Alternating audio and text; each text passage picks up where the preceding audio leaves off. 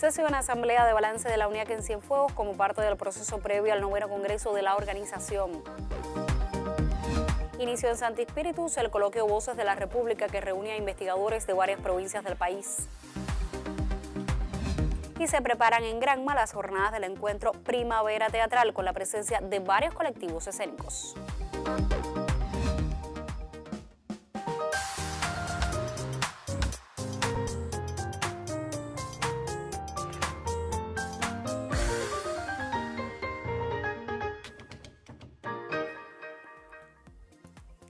Saludos desde La Habana, abrimos la emisión del Noticiero Cultural de la Televisión Cubana este jueves 16 de mayo de 2019.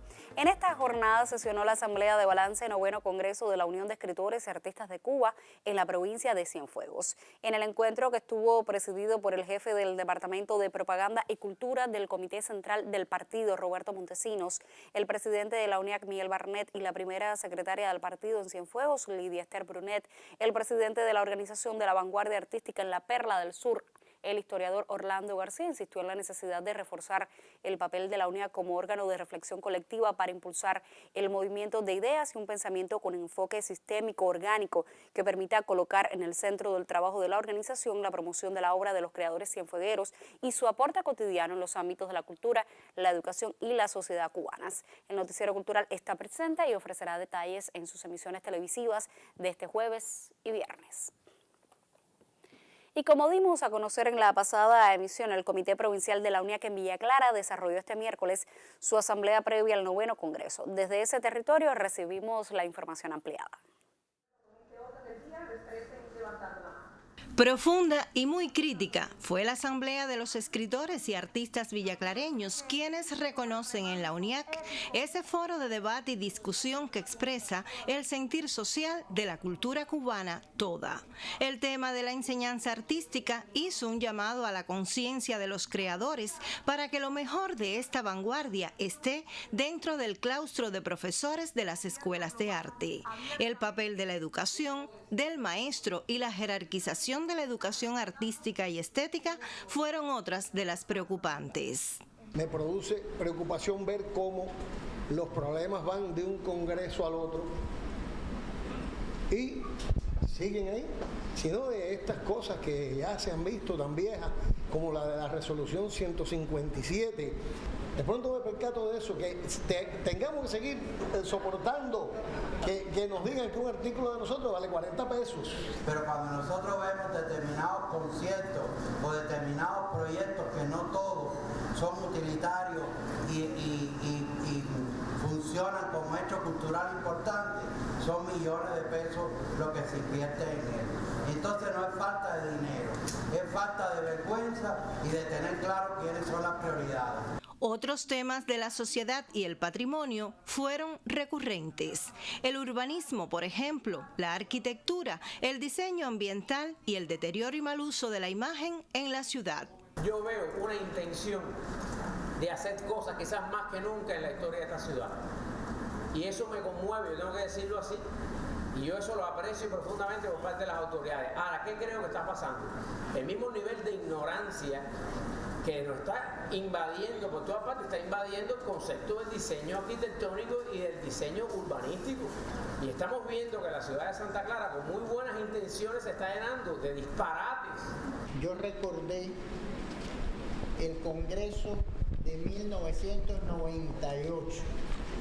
En ese Congreso, Fidel planteó que con las piezas, con las obras de arte acumuladas en el Museo Nacional de Bellas Artes, se podía pensar en abrir otros dos museos de arte, uno en Santiago de Cuba y el otro en Santa Clara. Pero como ya les digo, han pasado 21 años y de eso no se ha vuelto a hablar.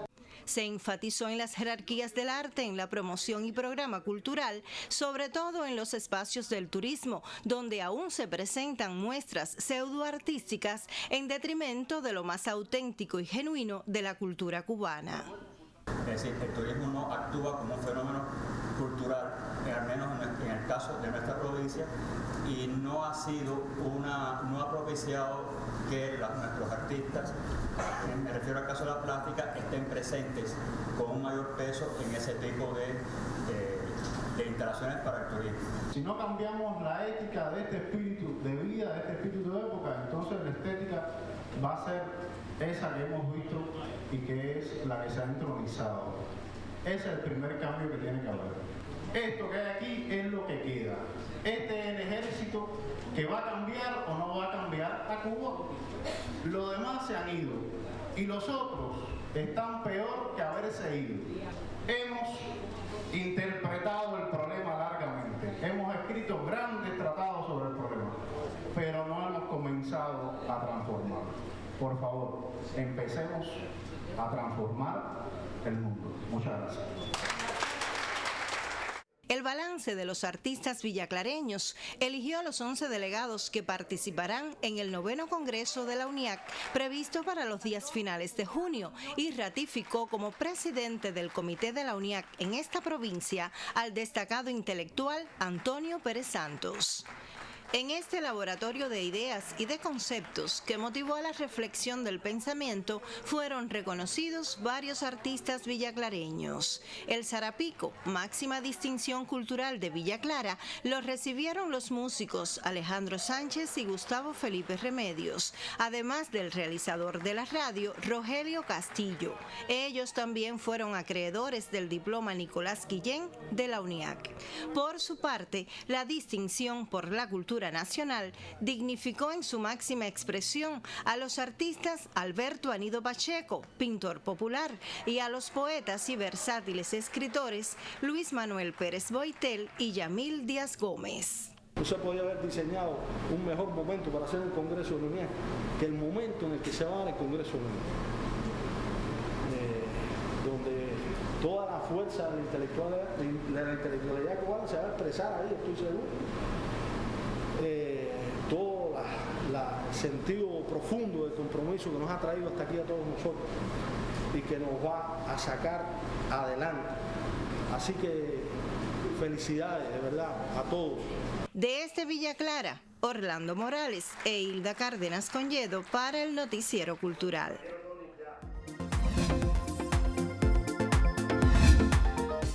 Iniciamos nuestro recorrido por lo que publican las páginas culturales de otros medios de comunicación. El portal Cubasí destaca que un grupo de intelectuales de América Latina recibirá la medalla Aide Santa María de la República de Cuba, distinción que les reconoce por el prestigio alcanzado en el mundo cultural, artístico y literario. De acuerdo con el diario digital Granma, el galardón lo acogerán los colombianos Santiago García, Patricia Ariza, los venezolanos Edmundo Aray y Luis Brito, y los chilenos Isabel Parra, Hugo Rivera y Ana Pizarro. Igualmente serán homenajeados el jamaicano Keith Ellis, el puertorriqueño Rafael Aponte y las estadounidenses Estela Bravo y Margaret Randall. Esta última recibirá la distinción durante las sesiones del Congreso LASA que sucederá en la ciudad de Boston, Estados Unidos. Tras la noticia, muchos de los homenajeados enviaron mensajes de agradecimiento a Cuba por el reconocimiento a su trabajo. La condecoración se entregará en el transcurso del año a propósito del aniversario 60 de la creación de Casa de las Américas. Por su parte, la agencia cubana de noticias informa que el cuarto mes de la cultura francesa en Cuba comenzará este viernes en el capitalino Museo Nacional de Artes Decorativas con la inauguración de María Antonieta, impronta de una reina, una muestra que acercará al público a esta emblemática figura de la realeza gala. En la sede de la Alianza Francesa del Palacio de Prado, los organizadores del evento explicaron a la prensa que esta exposición, que llega también en el ámbito de la celebración por el Día Internacional de los Museos, se aproximará a la huella dejada por María Antonieta en las artes decorativas.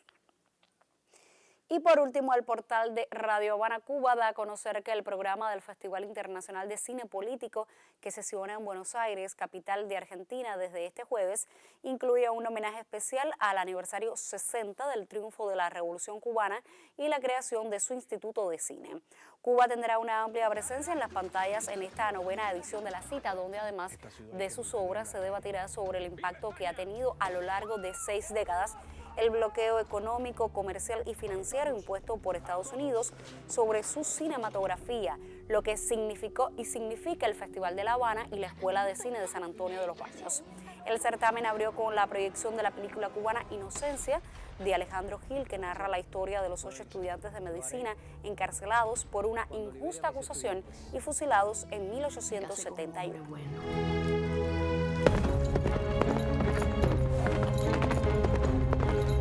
Ahora necesitamos sangre. Mi honor como caballero y como oficial es proteger y amparar al inocente.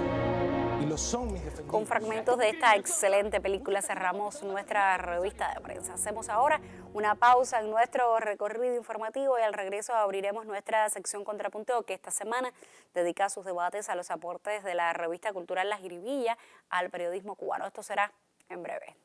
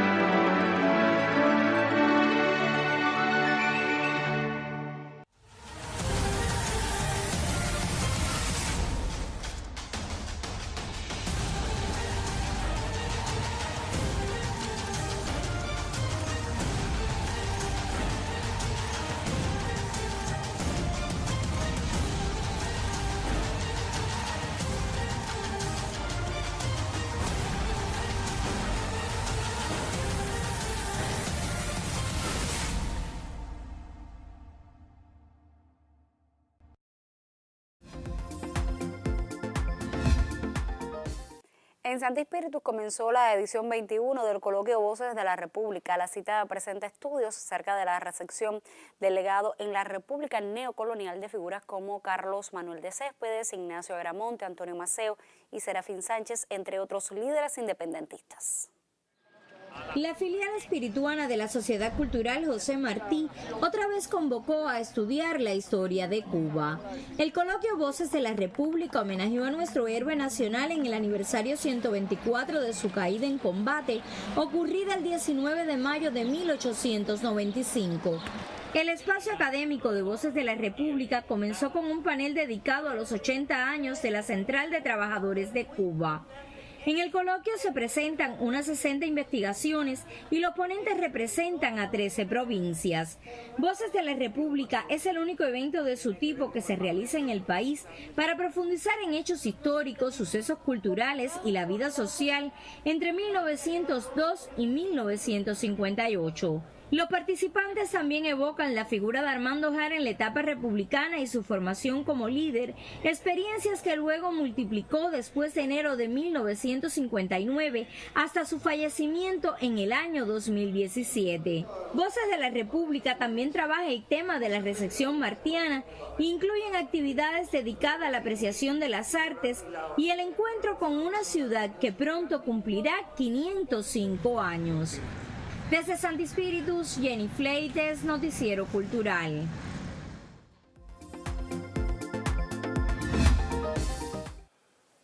Abrimos nuestra sección Contrapunteo, que les recuerdo que esta semana dedicamos a dialogar sobre la presencia de la revista La Jiribilla en el panorama del periodismo cultural cubano, y hoy recibo a Fernando León Jacomino, quien es el viceministro de Cultura y hasta hace poco tiempo el director de La Jiribilla. Bienvenido una vez más a nuestro noticiero. Muchas gracias. Muchas gracias. Jacomino, ya La Jiribilla tiene 18 años en el panorama cultural cubano. ¿Cuál es la importancia de esta publicación dentro de todo el amplio panorama del periodismo cultural cubano? Bueno, La Jiribilla es la revista de mayor experiencia del sector cultural en la red. Y es al mismo tiempo la revista del sector de la cultura mejor posicionada en la red y también en redes sociales, en internet y en redes sociales. Es una revista que comienza por una necesidad de la cultura en general y del ministerio nuestro, que no disponía de un medio que pudiera interactuar con un grupo de campañas que se hacían en contra de Cuba, campañas de orden político desde la cultura, a veces con intelectuales adversos, y la Jiribilla empezó jugando ese rol y se fue convirtiendo en una revista mucho más amplia que abarca temas culturales. Y yo creo que su principal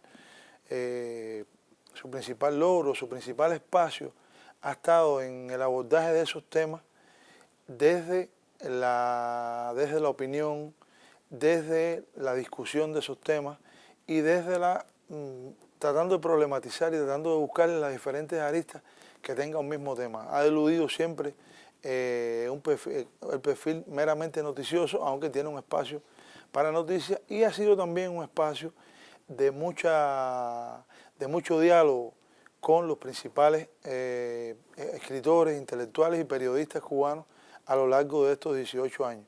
En la Jiribilla han publicado los principales autores cubanos, no solamente ficción, sino también textos de opinión, ensayos, críticas, reseñas, artículos periodísticos, y hay también una zona de diálogo muy frecuente con los principales periodistas de Cuba, los principales en tanto firmas reconocidas y también con una zona de jóvenes que ingresan al sector periodístico y que comienzan colaborando con la revista en la sección del diario, y un poco que van probando sus armas y van pasando poco a poco a otras secciones y van tratando los temas de la cultura, que es en definitiva lo que persigue la revista, una mirada a la actualidad cultural cubana en diálogo con el mundo, pero desde una perspectiva analítica, crítica y con una capacidad de diálogo no solamente con instituciones, personas y con publicaciones cubanas y con publicaciones amigas, sino también con publicaciones que adversan a la revolución y que de algún modo en la revista han encontrado una interlocución sin otro propósito que el de decir nuestras verdades y el de ofrecer nuestros argumentos con la mayor claridad y con la mayor verticalidad posible. Eso ha sido la Jiribilla, creo. Jacomino, hay muchos televidentes que añoran la edición impresa de la Jiribilla, que hoy ya no es posible, y es que de alguna manera la revista ha estado más intencionada hacia las redes, hacia el espacio digital. ¿Cuál es la proyección que tienen en estos momentos? ¿Por qué es tan importante este espacio? ¿Qué pasa? La revista hace prácticamente 7 años que no se publica en papel. Y la gente te pregunta por eso como si la última revista de papel hubiera salido la semana pasada. Y tiene que ver no solo con que la Jiribilla no salga en formato papel, sino con que ese tipo de contenido que la Jiribilla distribuye en la internet tiene pocas publicaciones que lo publiquen, que lo pongan en circulación en revistas de papel, o las publicaciones que lo ponen en circulación tienen una circulación más limitada, porque tenemos muy buenas revistas culturales, que no voy a mencionar ninguna porque se me olvidarían otras, que sería un pecado, pero lo que ocurre es que esos contenidos no circulan hoy en la magnitud en que se circulaban cuando la Jiribilla, que tenían una gran cartera de muchas personas se suscribían, más de 1000 suscriptores tenía, y también circulaba mediante los estanquillos, mediante diferentes vías.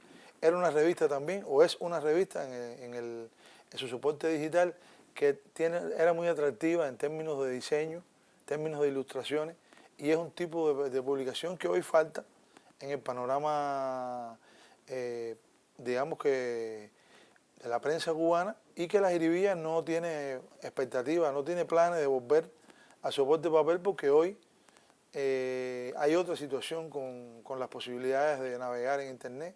Hoy hay muchas más posibilidades, hoy hay muchas más personas conectadas a internet. Nuestro reto es que la Jiribilla se lea cada vez más en internet. Nosotros no tenemos ese plan, o sea, no hemos pensado, aunque hay mucha expectativa, hay muchas personas que siguen preguntando por eso, pero se supone que esas personas tengan cada vez más posibilidades de conectarse y de interactuar con la revista, que es mucho más rico, siempre va a ser mucho más rico que lo que uno puede imprimir en un soporte de papel que te va a llegar cada 2, cada 4 meses. La Jiribilla se publica diariamente, se actualiza diariamente, todos los días hay textos de diferente carácter que uno puede ver, así que la recomendación que le hacemos a los que tienen esa nostalgia es que cada vez más se acerquen a la Jiribilla digital y que cada vez más nos ayuden a compartir sus contenidos en redes sociales. Pero la Jiribilla es más que una revista, Jacomino. Yo, a mi entender, viene siendo como el epicentro de todo movimiento cultural. ¿Hacia dónde se dirige? ¿Por qué es que persiguen este objetivo? Ha tenido diferentes momentos. La Jiribilla tuvo sobre todo un momento central de su vida, que estuvo ubicada en la casa de Quinta y D, donde tenía el famoso patio de Baldovina, que todos los meses se hacía un concierto de trova. En esa casa también se hacían exposiciones, se hacía un grupo de actividades culturales, que la Jiribilla tuvo una generación de actividades que iban más allá de la publicación y se convirtió en una institución cultural de servicio a la comunidad. Hoy eso después se limitó mucho porque ese local perdió parte de las prestaciones, tenía problemas de mantenimiento constructivo. Hoy eso se está recuperando. Hoy la Jiribilla reside en varios locales de la Casa del Alba Cultural, sigue siendo en D, pero ahora es línea y D, y ya se han comenzado a retomar los conciertos y algunas exposiciones y algunos concursos. Nosotros hicimos hace 2 años un concurso dedicado al Che, que tuvo muy buena repercusión. En este momento se está librando, el jurado está decidiendo sobre las ilustraciones del concurso que se convocó este año a propósito del 18 aniversario.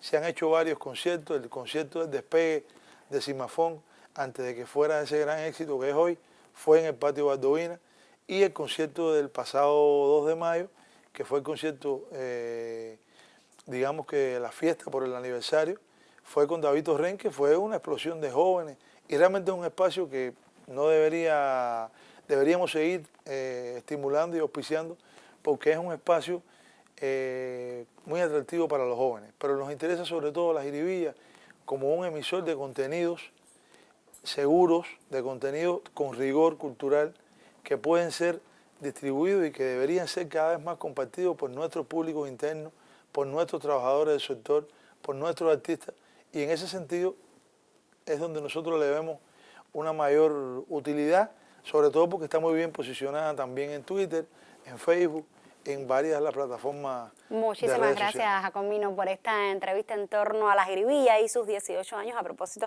también felicidades para usted. Mañana llegará mi colega Yuris Nórido para poner punto final a este debate. Usted, aún si lo desea, puede escribirnos a nuestras direcciones electrónicas. Tiempo entonces para otra pausa en nuestra emisión. Usted no se vaya, al regreso tenemos más para contarle.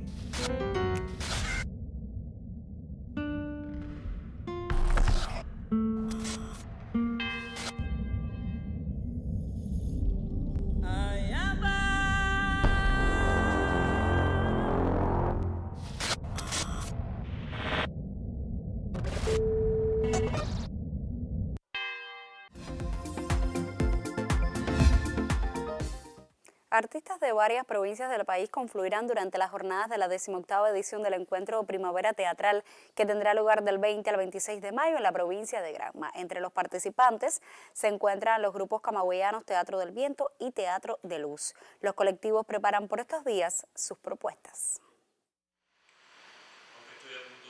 Cada obra explica su historia. Las agrupaciones camagüeyanas, Teatro del Viento con la pieza No Tengo Saldo y Teatro de Luz y Un Elefante es Cosa Seria, representarán a la provincia en el 18º Encuentro Primavera Teatral, que se celebrará en Granma del 20 al 26 de mayo. En No Tengo Saldo aparecen sobre las tablas momentos de humor, añoranza por épocas pasadas, amor por la familia y la decisión de no dejarse vencer por las dificultades. Es una mezcla de emociones, lo que cada actor ha logrado construir en sus pequeños fragmentos. Es como una revista donde se baila, se pasa bien y se reflexiona sobre la vida de la Cuba contemporánea. Mientras Un Elefante es Cosa Seria transita por la estética del teatro callejero, puesta llena de gran atractivo visual y una historia que nos remonta a pasajes hermosos de la niñez. El público granmense degustará del panorama escénico de dos colectivos camagüeyanos durante Primavera Teatral, un espacio ideal para imaginar, diseñar y pensar desde el escenario. En Camagüey, Aimee Amargós, Noticiero Cultural. Y del panorama escénico seguimos hablando en esta emisión para conocer sobre el desempeño de un joven bailarín cubano reconocido con una nominación a un importante laudo internacional que destaca a los mejores desempeños interpretativos. El colega Daniel González Cabello nos lo presenta al cierre. Por la creatividad y el empleo de una técnica singular, el bailarín Abel Rojo de la compañía Malpaso ha sido nominado a uno de los premios más prestigiosos del mundo danzario, el Premio Benoit de la Danza. Una de sus creaciones ha sido la nominada a este prestigioso laudo.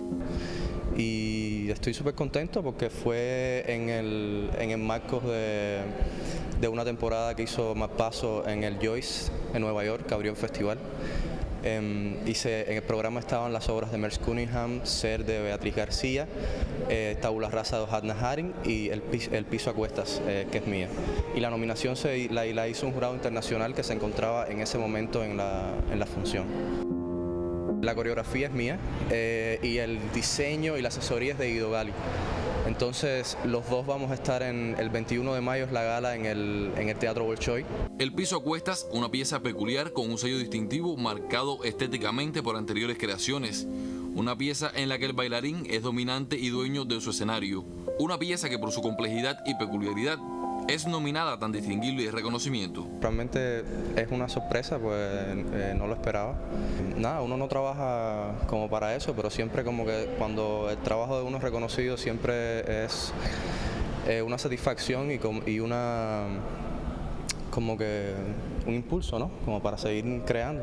Nominado el bailarín Abel Rojo a los premios Benoit de la Danza, importante reconocimiento del panorama danzario internacional.